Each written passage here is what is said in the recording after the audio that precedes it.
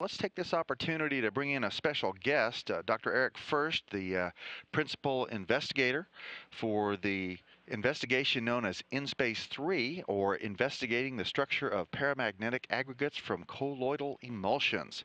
He's coming to us live from his lab at the University of Delaware. Welcome, Eric. Thank you. Thanks. Well, let's start off with a real simple question. What is this experiment you're working on? Sure. The experiment is looking at fluids that we call magnetorheological fluids, and these are fluid materials that are composed of little tiny particles. They're about a micrometer in dimension, suspended in water. That micron, if you think about the dimension or the diameter of a human hair, that's about 1/100th the size of a human hair. And these particles, when they normally float around and the whole material behaves like a fluid, but when you apply a magnetic field to those samples, those little particles act like magnets, and they start to line up and they assemble with one another.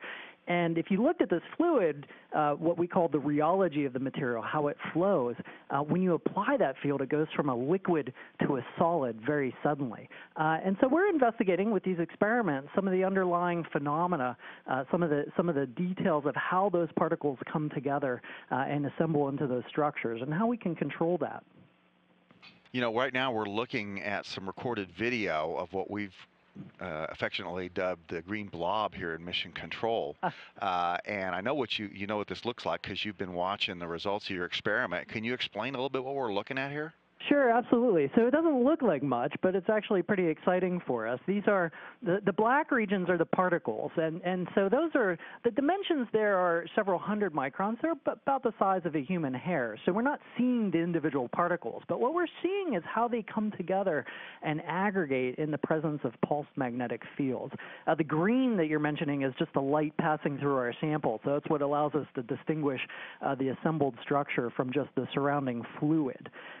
We monitor that structure. We look at how it evolves with time, especially as we toggle the field on and off, and we characterize the growth of those structures and how they develop. And that's giving us insight into not only the fluid properties of these materials, but giving us some sense of how tiny particles come together and do what we call self-assemble, or build greater structures from themselves. So specifically, what kind of activities are going on with InSpace this week, and how does the crew help you set up the experiment? Oh, I mean, the experiments that we're doing, it's a number of our test run experiments. We have about 40 experiments that we run through to test a matrix of field strength, different conditions: field strength, field frequency, and suspension concentration. And actually, these particles are tiny particles that they're like little ellipsoids, or a little rice grain-like particles in shape. If you were to look at them under a microscope, they would have that sort of shape to them. We have actually made a couple different types of particles that have different lengths, and so we're looking at experiments that ask, how does particle shape affect these processes as well?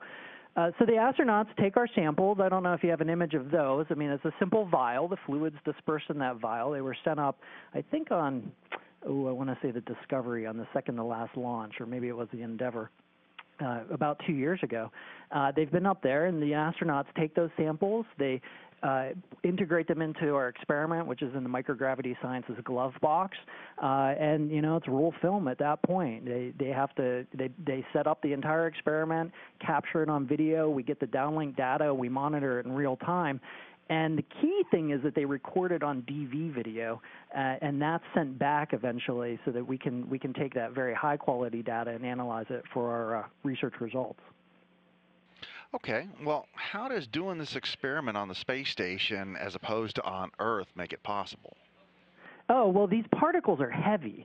And so if you were to do this experiment on the Earth, which we do experiments with these materials, but the limit is that they just fall out of suspension. So they'll rapidly, what we call sediment, right? So instead of being fluid and mobile and moving around, they just fall out. Now, we can do experiments, and it's sort of like 2D experiments, because they end up making sort of pancake-like structures on the bottom of our our sample vials, and we can look at that with microscopy.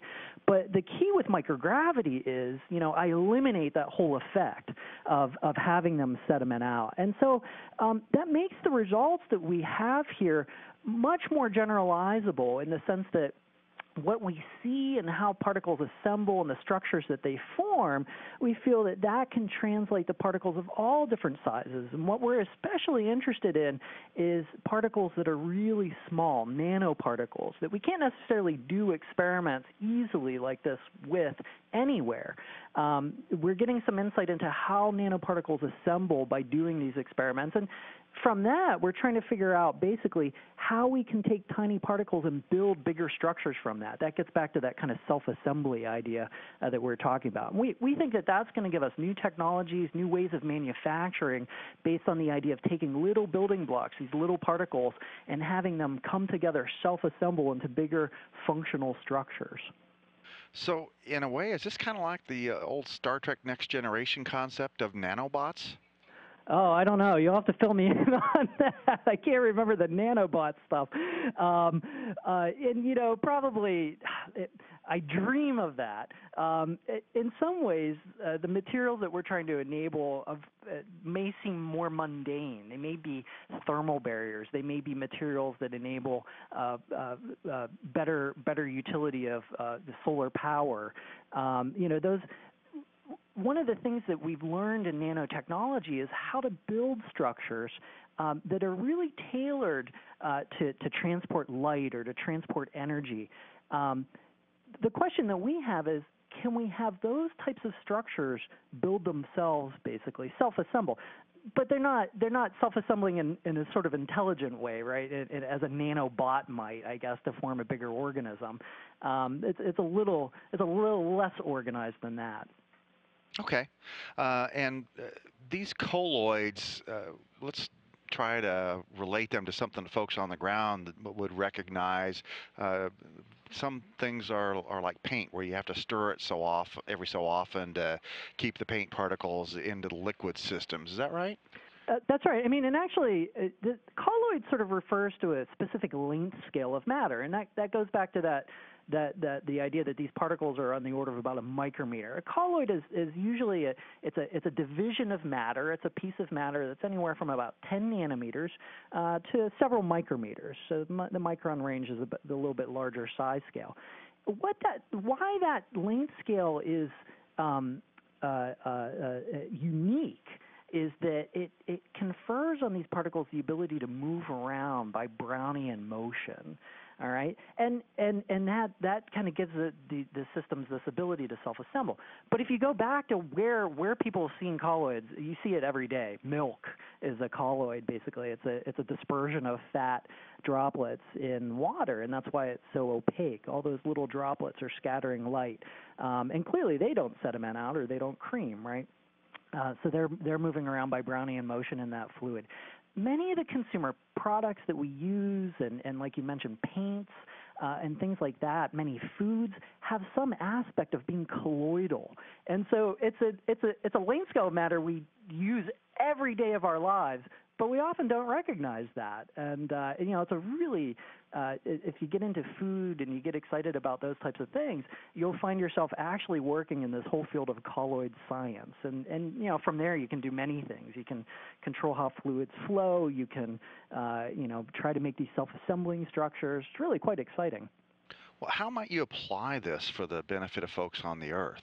Well, like I said, the whole question of how we get particles to come together and sort of form structures, this idea of self-assembly, right? That's really what we really are trying to get insight into. And if you go back to the problem of fabricating nanomaterials or nanodevices, right? I mean, we know that we can make nanodevices like what we have today in microprocessors from this, sort of what we refer to as a top-down method, where we, add materials, we subtract materials, we build up the structure in a pretty laborious, batch operation with many, many steps. That's great. That gives us these functional devices that are super sophisticated. And those devices, those structures, they move charge around and they can do computations with that. What we're looking for is a method of manufacturing where where it would be scalable, where we could do large areas in a continuous process. So very fast, very rapid. You know, you're not going to make microprocessors with this, but you might make your new photovoltaic device out of it, or photovoltaic material, or your new thermal barrier, you know, for an application. I can imagine that would be a nice space application in some cases. So ultimately, this is really going to benefit people on Earth because it gives us this insight into making and fabricating new materials and essentially coming up with new manufacturing processes that harness nanotechnology. Well, thanks. Hey, tell us a little bit about yourself. Where are you from? Where'd you go to school? Well, I did my undergraduate degree at Carnegie Mellon, and that's not too far from where I grew up. I grew up in Johnstown, Pennsylvania, in western Pennsylvania, and I did my graduate work after being at Carnegie Mellon. I did my graduate work at Stanford University under under an advisor, Alice Gast, and after that, I did a postdoc in France, working a little bit in biophysics, so another area that's influenced by colloid science. And I've been here at the University of Delaware now for almost 12 years. My entire education's been in chemical engineering, but you can see that background really bridges all sorts of areas from the physical sciences to chemistry. So it's been a really rich and rewarding trajectory.